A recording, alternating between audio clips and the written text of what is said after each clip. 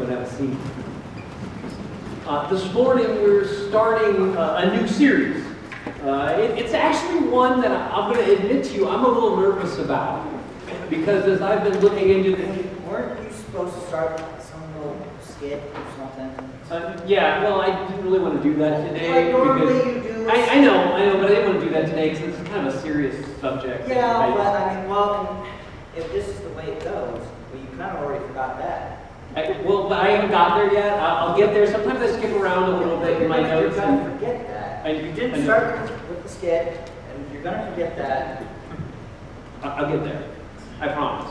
It's okay. All right. So no, if you could just let me. No. Like I'm gonna have to show you how this goes. Okay. Stay in your lane, bro.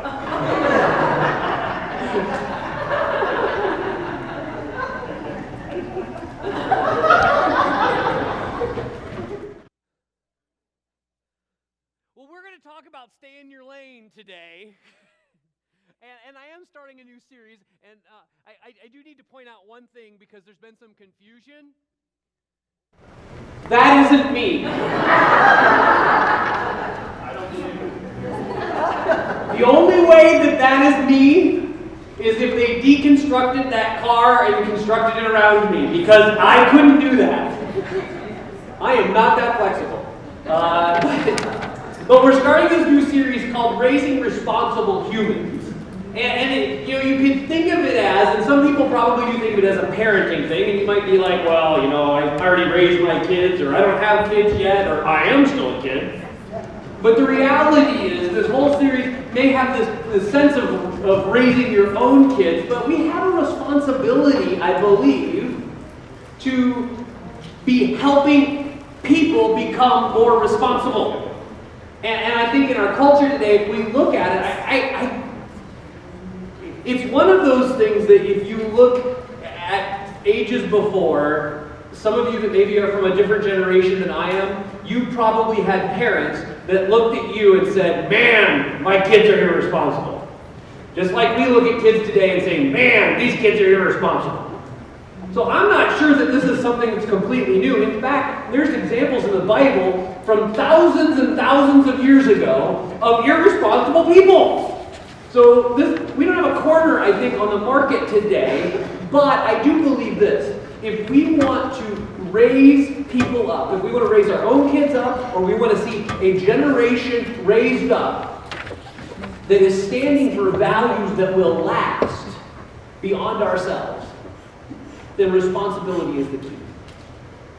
We have to take responsibility.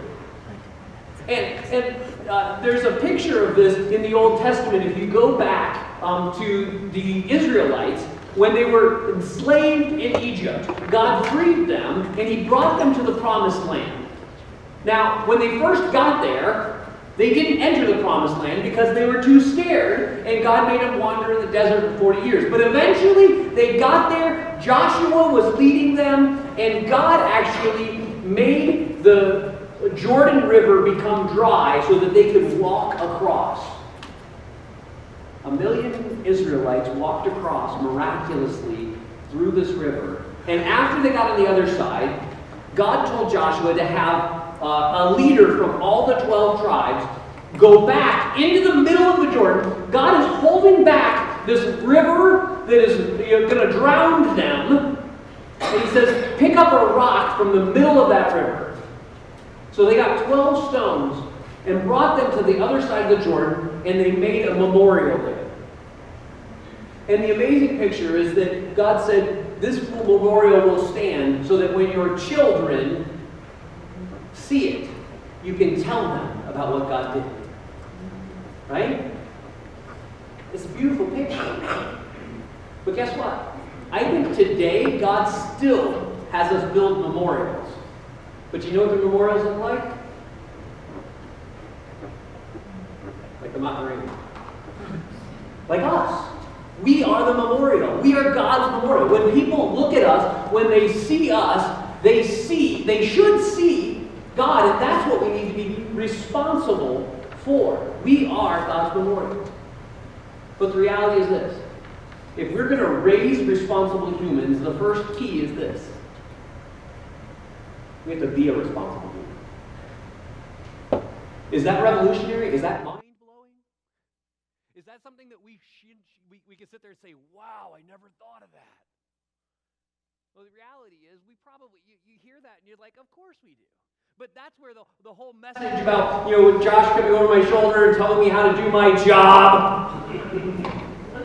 Stay in your lane, bro. But don't we do that? Isn't it a lot easier when we look around to look at everybody else and say, man, I wish they were more responsible. Boy, I sure wish they took responsibility for their actions and themselves. Boy. What about you? I mean, this is why I told you that this was a hard message for me, because I had to sit here and kind of say, is it a lot easier for me sometimes to sit there and look at everybody else and blame and kind of find fault in other people's actions and choices? I mean, if it wasn't for all those politicians ruining our country, our lives would be great. Why are you laughing? You don't believe that? I hear it every day. But the reality is this: far more is caught than is taught. So you can teach your kids, you can teach people, and you can tell people, I believe in God, I believe in following God, I believe God's principles are good, I believe God's principles will lead to better things in life, will lead to a good, productive, prosperous life. That's what the Bible tells us. I believe those things. Are you living by all God's principles? Are you living by God's principles with your finances, with relationships? A lot of times we sit there and we say, well, yeah, but, and I do this too. I'm just as guilty. Here's a great example. I think we do one of two things when it comes to our responsibility. We either accuse or excuse. Okay? I've always been heavy. AKA fat. Some of you may look at me now and say, well, you're really not fat. I've seen fat. I look down and can't see my toes. But I'm not looking at anybody in particular, but I used to be that way. I was that way from a kid. I was always the chunky kid. I was always that way. And there were times in my life when I looked at that, and you know what I would say? Or I would think, at least, even if I didn't say it? Well, this is just the way I am. I'm big boned. Heard that one before, haven't you? Maybe you used it? I'm big boned. God made me this way. I got brontosaurus bones. Right? We excuse it. We excuse that we are this way because of something else. Or we maybe accuse. Man, I had a stressful week, Twinkies take the stress away. Twinkies melt stress. I've seen research studies. So we will eat our sorrows away and we'll accuse something else, a circumstance or something outside of our lives for why we're that way. And like I said, I've done it too. Well, the only way that we can step into raising responsible humans by being responsible humans, by staying in our lane, is that we need to take personal responsibility. That doesn't mean that everything in our world that we're responsible for. In fact, we spend far more time, I think, being responsible or trying to or acting like or sounding like we're taking responsibility for things that aren't our responsibility. You know what isn't our responsibility? Other people's words, other people's ideas, other people's actions, other people's mistakes, other people's opinions. Those aren't our responsibility. But when we hear somebody say something that we don't agree with, we take exception with it because we don't agree with it. Well, what is our responsibility? Just the opposite. My words are my responsibility. My behavior is my responsibility. My actions, my effort, my mistakes, including my consequences, are my responsibility, as well as my choices. We all make choices, right? You make choices today? Regular or decaf?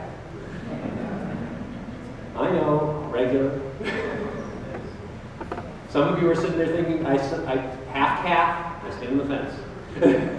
Still a choice. But the Bible is filled with examples of people that have taken responsibility for their choices, and some that haven't. And it's different times and different seasons in their lives. You can look at King David. King David, early in his life, was very responsible, and he didn't allow the circumstances around him to dictate what he was going to stand for, but then later in his life, he made a choice that led to some serious consequences in his life. But I want to look at a good example today, because I think this is the truth, and this is the truth of the message that we're looking at, that if you want to raise responsible humans, you need to be responsible humans. And I believe a man who emulated that more than anybody else that I even think I see in the Bible is a man by the name of Daniel. Daniel lived what he believed, and it stood out, it was noticed, it was respected by those that were around him. That doesn't mean that his life was always rosy. It doesn't mean that he didn't have situations and difficulties and struggles and trials in his life, but it means that people looked at how he handled those things, and it probably encouraged them to stand up in their own lives. So just give you a little background of where we're at with Daniel. You know, Daniel was an Israelite during a time when Israel was brought into captivity by the Babylonians. Israel had once again, if you've been here the last several weeks, you know what that looks like, once again did evil in the eyes of the Lord and followed and worshiped idols and other gods. And God allowed them to become captives of the Babylonians. And this is a unique thing because the Babylonians had a unique strategy about how to oppress the people and the countries that they've overtaken. They didn't put them into prison. They didn't make them slaves. You know what they did? They educated them. They got the young men in that culture and they brought them into the palace court, and they would train them and equip them of how they can be good Babylonians. And what they did is they slowly washed away their Jewishness so that they would be a good Babylonian by what they ate, what they learned, what they studied, what they focused on, But here's the thing. Daniel was one of those. But when he was brought into this situation, he didn't want to lose his commitment to his God, because he knew his commitment to his God was the truth. So I just want to read a few verses here at the beginning of Daniel, the book of Daniel in the Old Testament. Starting in verse 8, it says this, it says, "But Daniel determined not to defile himself by eating food and wine given to them by the king." Now, you may not understand why that was a defilement, but here's the simple answer to that. Most of the meat that was eaten in that day and time was meat that was sacrificed to an idol.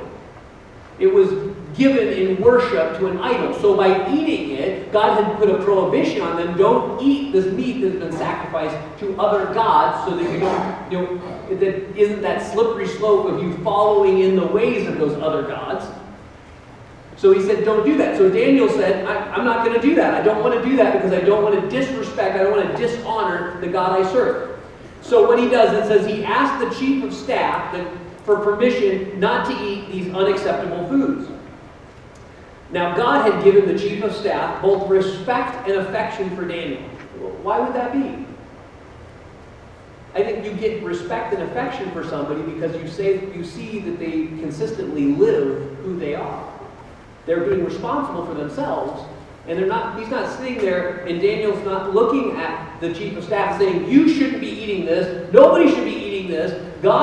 He's saying, I don't want to eat this. Will you allow me not to have to eat this? And the chief of staff says, I am afraid of my lord the king, who has ordered that you eat this food and wine. If you become pale and thin compared to the other youths your age, I'm afraid the king will have me beheaded. So they took this dietary stipulation pretty seriously if they thought that they could actually be killed by Daniel not obeying this. So what happens from here is he basically is told, no, I don't think I can accommodate you, so Daniel didn't give up there. He actually went kind of to a staff member under the chief of staff and said, hey, you know what? Me and these other 3 guys, we don't want to eat this. So do this. Just test us for 10 days. Just give us vegetables and water, and then see if we're not just as healthy, we don't look just as strong, and we don't have... So that's what they agreed to that. And they did look just as healthy, just as strong, so they were able to continue in that path. Well, but how did Daniel get there? Did Daniel get there just because he decided, hey, I don't like meat, I'm a vegetarian? No. He got there because he started out with a mentality. He started out with a platform, and his platform was this. He chose God first. He had a God first mentality. It says he determined not to defile himself. That wasn't, to me, a decision that Daniel made on the spot. It wasn't a decision that he was faced with, should I or shouldn't I? It was a decision that he made well before that time that he was not going to defile himself. So when he was brought into a situation where it could happen, he stopped and he said, I can't go here.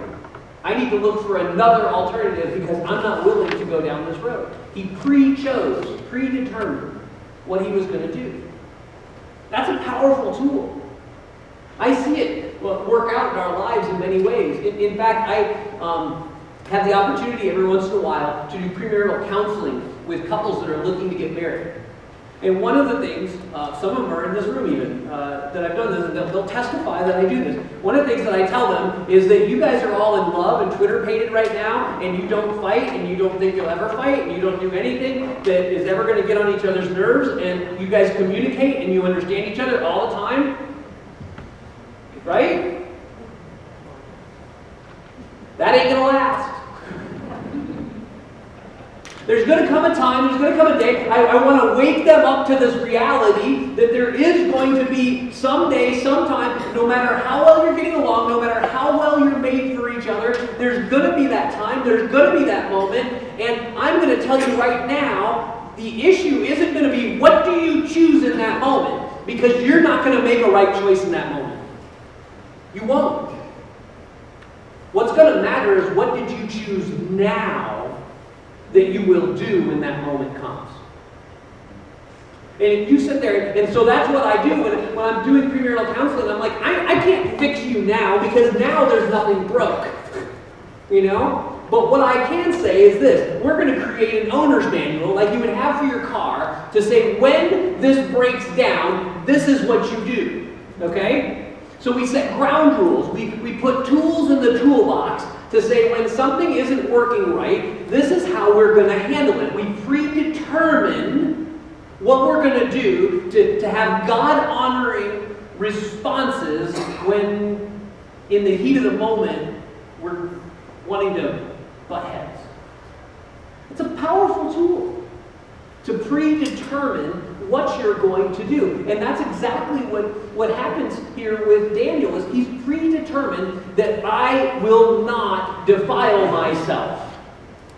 So he doesn't have to sit there and have that debate in his mind of, well, I'm in captivity now, and in captivity you kind of go along with what captivity is, and I don't really have a choice, and that steak looks really good. He had already determined what he was going to do. And he didn't have to have that debate. Because this is the truth. We all choose where we're going to put God in our lives. We all choose and decide where we're going to put God in our lives. You either do it before or after you have that moment of decision. But I'm telling you, you're much more likely to live as that responsible human if you determine it before. Think with me, and this is an illustration. I'm not necessarily advocating going out and getting drunk. But I'm sure you've heard stories of other people that do.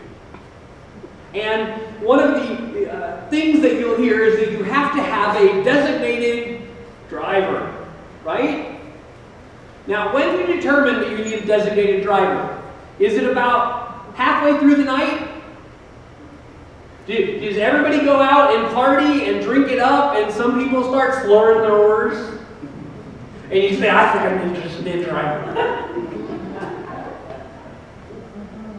That's me. Give me the keys. No. Why don't you do that? Because it's too late. You have to determine ahead of time who that person's going to be and make sure that they aren't doing anything to defile themselves with alcohol so that they will safely get you home. We understand this concept, but we don't always live it. We understand this desire. So here's the key to this truth.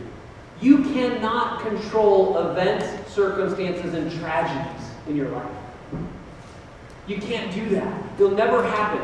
The only thing you can control is that they will happen. You can't control events, circumstances, and tragedies, but you can control your response and your reaction to them. You can control your response and reaction to them. So you need to predetermine what you're going to do. Are you going to have a God-first mentality, or are you going to have a preservation mentality? That's probably where we default to when we don't have anything predetermined. Is what's best to protect and save me right now.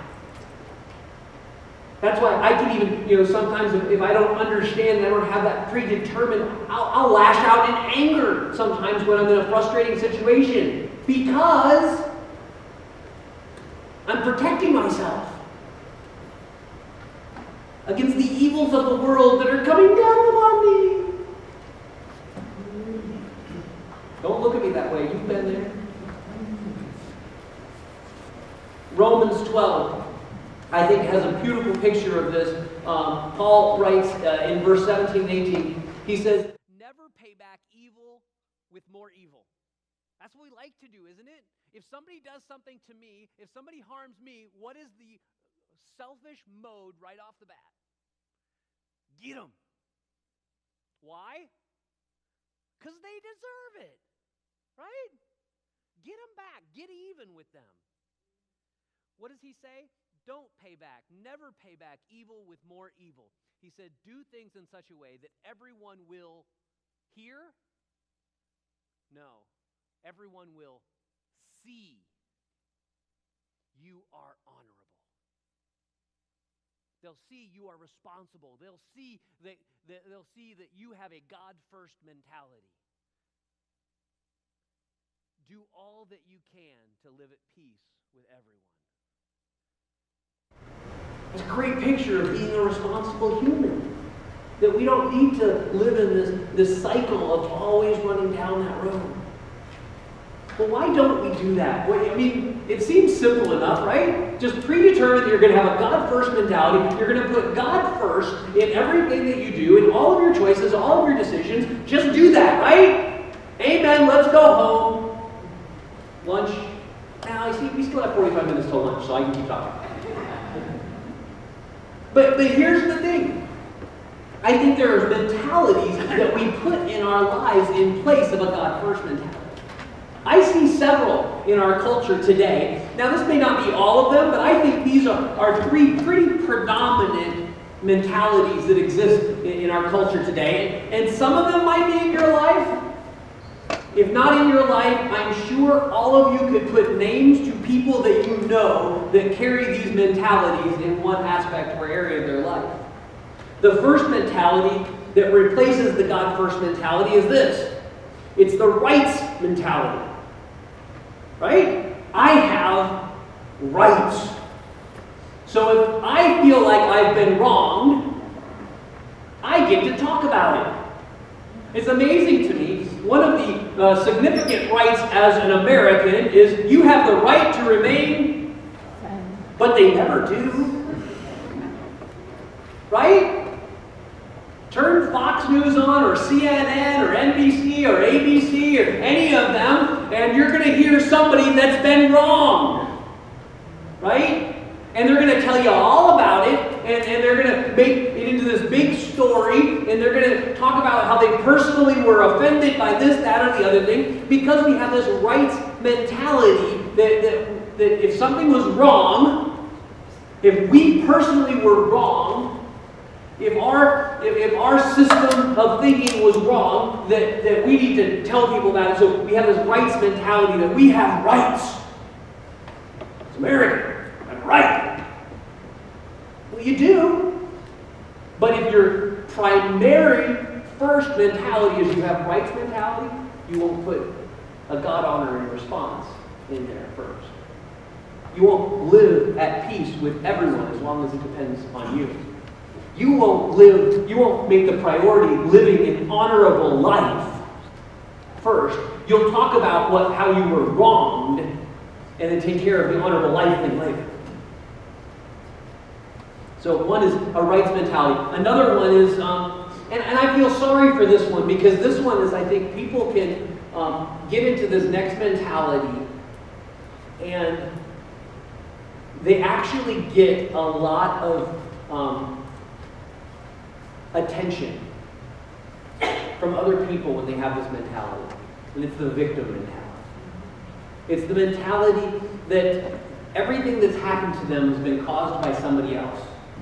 That, you could kind of call it the blame, and we're going to talk about blame in a couple of weeks here in this series, but you can blame other people, you can blame circumstances. Everybody failed the test. The teachers didn't prepare us for that test. Never heard that, right? Never said that, did you? There's this attitude that, this is unfair to me. It's because of all those politicians that don't know what they're doing. Because if I ran the country... Never heard that before, have you? It's this generation. Yeah, this generation of kids, they just don't know how to do anything, and they don't take responsibility for themselves. They don't have a good work ethic. You know what that makes you? A victim. Them pesky kids. It's Hollywood, I've been guilty of this one. I sit there and I look at our culture and how much Hollywood and entertainment affects it, and I'll sit there and say, man, I just wish they put more wholesome stuff up there, because if they did, then those values would be carried on to...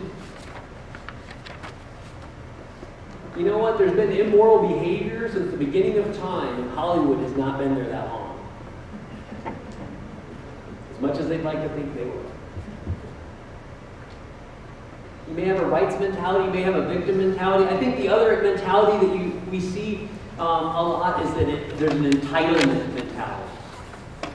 I deserve, I'm owed. In fact, this is the way that I think this comes out more subtly in our lives, is in the words, I need. I've used this before. Don't raise your hands because you're going to look really guilty, but if you want to raise your hands in your heart and your mind, how many people here need cable? Yeah, some of you did it, didn't you? How many of you need email? Need internet? A lot of us sit there and we kind of have this idea that we need these things because we've always had them. Our life is easier, our life is normal, our life is supposed to be more productive this way. I use these tools, and I use them hopefully to God's glory sometimes. That's great. But when we start saying we need them, then it starts becoming a dangerous thing, because then it's kind of this entitlement thing. So when they're not there, there's something wrong. Now, I've seen this in education probably more than anywhere else recently. Where people almost go into schools and they're like, I pay my taxes so you educate my kids. So if my kid's failing, you're... My kid's supposed to pass. My kid's supposed to get grades that are passing.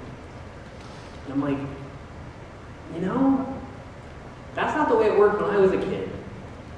I failed a class when I was a kid. I got called into the principal's office when I was a kid, which never happened. Hey. If I get called into the principal's office when I was a kid, my dad showed up, and I guarantee you the first person at fault in that room was me.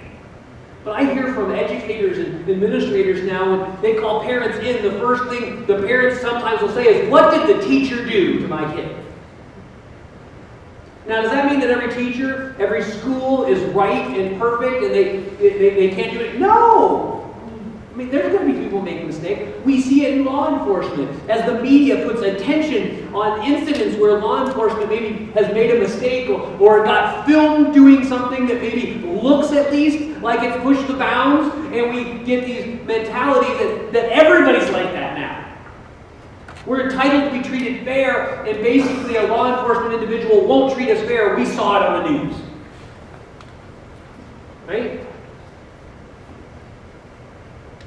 The reality is, it's no wonder if we carry those mentalities, the rights mentality, the victim mentality, the entitlement mentality, if that's our first go-to place, if that's where we choose from, instead of a God-first mentality, that chooses love first, that chooses grace first, that chooses mercy first, that chooses to try to understand somebody else first.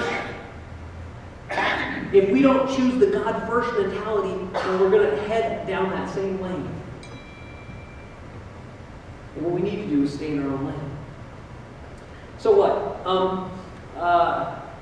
Over almost 30 years ago, a really good friend of mine who was into music, he's actually a musician, and he loved music, and he listened to a lot of 80s music. Some of you I know are big 80s music fans. I don't know if you realize this or not, but some 80s music is not all that God-honoring. Just a little bit of it. I mean, I actually have a dream that someday I want to do a 80s rock opera that tells the story of God. Because there's a lot of great songs in the 80s that tell the story of God. You just have to change a few words. But he was really into music. He had a huge music collection. This was back, kids, this was back when they had things called cassette tapes. There was little plastic things about like this, and they had reels on them, went back and forth. They weren't discs that were shiny, in case you were wondering. And he had a bunch of cassette tapes. He had cases and cases of cassette tapes of all this music. He was always listening to his music. He loved his music. God got a hold of his life, and he kind of felt convicted of a lot of the music that he was listening to. And something that stands out to me, even 30 years later, he actually went and built a fire and burned all of the music that he felt like he had that was inappropriate. Now, here's the amazing thing that he didn't do. He didn't look at me and say, "You need to burn all your music too." He didn't go around with signs and banners saying, "Burn the devil music, burn the devil." He just had a conviction himself to live responsibly and put God first, and he lived it out. And he ridded himself in his life of that because he knew that music was so important to him that music could have become an idol. And if he was unwilling to give that up, then that was where there was a problem. We need to have a God-first mentality. We need to have a God-first mentality. I like to think of it as an oatmeal mentality. Come on, ask me. Thank you. I'm glad you asked. It's helping people understand that living according to God's principles is not only good, it's good for you. Oh, hopefully that's a picture little statement. Because that's what Daniel did. Daniel lived according to God's principles, and God was honored because Daniel was still strong, he was healthy, and they saw that living by God's principles was a good thing. So what does that look like in your life and in my life? Sometimes, the way we handle money, is God first in our lives in the way we handle money? Are we budgeting our money or budgeting even our time according to what would honor God the most? And showing people that if you give to God first, which he tells us to do, that God will honor you in your finances. You'll have everything you need, even though you may not always have what you think you want. What about your relationships? So many people in our culture today, I think, struggle with this because God says to remain pure until the day you're married. And we sit there and look at our world today, and the world screams. It doesn't quietly say this. It screams, you need to be living with somebody, you need to be sleeping with somebody so that you know it's going to work. before you sign on the dotted line to get married. That's what the world screams at us. You know what the statistics say? That people that do that have a 30 to 40% higher chance of divorce than people that have never lived together and lived according to God's principles before they were married. So why is that? You know, in our relationships, we need to realize that we need to leave the bedroom in the bedroom and not on the internet and on the TVs. We need to live a life and make a decision and a mentality ahead of time that I won't watch anything that I won't have my grandma sit next to me and watch. That changes things, doesn't it? Well, God's sitting there. I don't know why grandma's any different. You know, with our bodies, we say these are God's temples. You know, the Bible says that our bodies are God's temples. He wants to use them. What are we doing to honor God with our bodies? If we're throwing a bunch of pizza in it, maybe it's not the best thing in the world for it. Yeah. Might be, I don't know. I'm just saying, it's between you and God. I love you, John.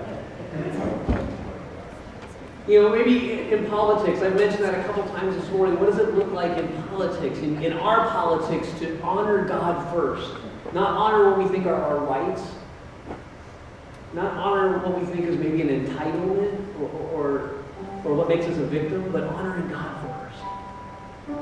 And put ourselves second. Put our rights second. Peter, I think, gives a great kind of summation to this whole idea of what this looks like and why it's so important in 1 Peter chapter 3. Verses 15 and 16 say this. It said, instead, you must worship Christ as Lord of your life. You know what that is? That whole phrase, you know what that says? Have a God-first mentality. Worship Christ as the Lord of your life. That's have a God-first mentality. And then he says this. He says, if someone asks you about the hope as a believer, why would they ask you?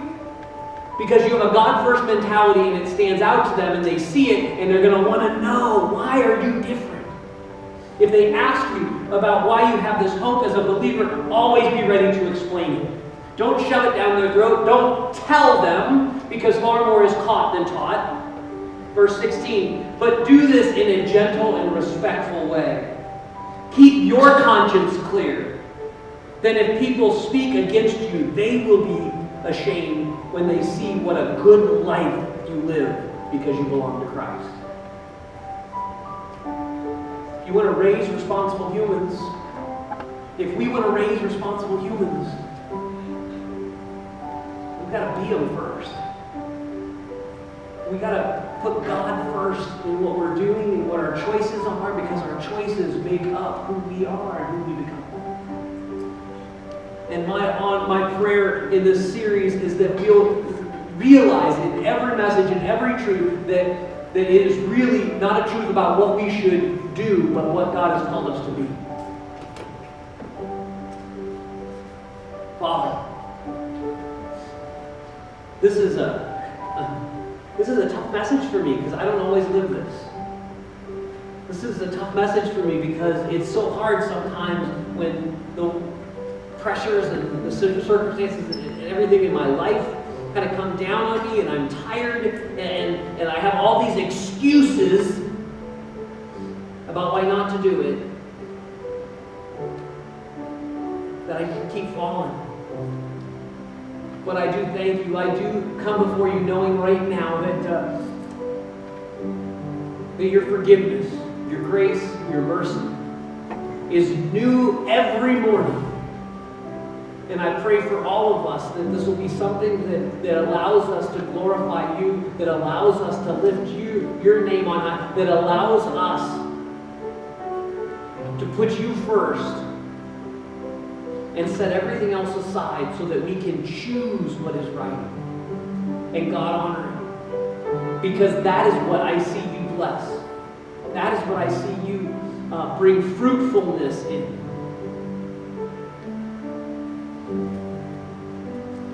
I don't think I'm the only one in this room that feels a conviction of needing to step it up in changing my mentality. And I just pray for all of us, Father God, everybody in this room that might feel that conviction that they will step in that today. That they won't look back. They won't let the enemy remind them of how they've fallen and broken, but they will make a new mark in the ground today. They'll put their 12 stones on the other side of the Jordan and say, I'm going to, from this moment forward, live that responsible, God-honoring life and mentality. And let you, God, get the glory for it. We pray this in Jesus' name. Amen. Let's close with this song as a prayer back to God. Go ahead and stand with us.